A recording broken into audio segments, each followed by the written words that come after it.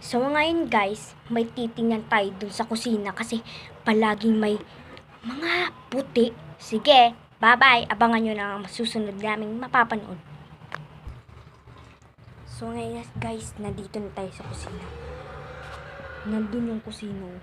Diyan siya nagtatago.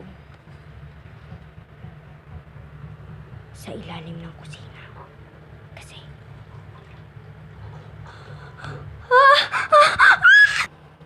what's up mga ka-TV? Panoorin nyo na lang po ang susunod na papanood.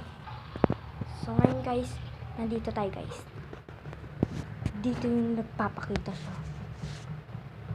Dun sa ilalim ng kusina.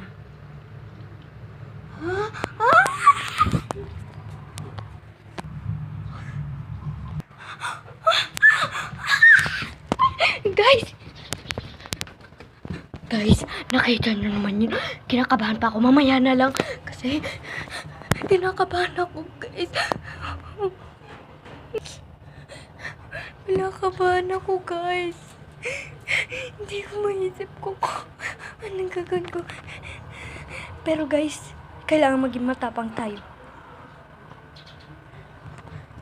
Nawala siya.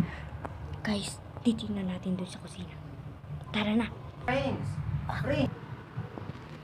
So ngayon guys, nakita nyo yun? Nakakalabot, parang cartoon din siya. Sige guys, abangan nyo ang susunod namin papanoorin. Bye!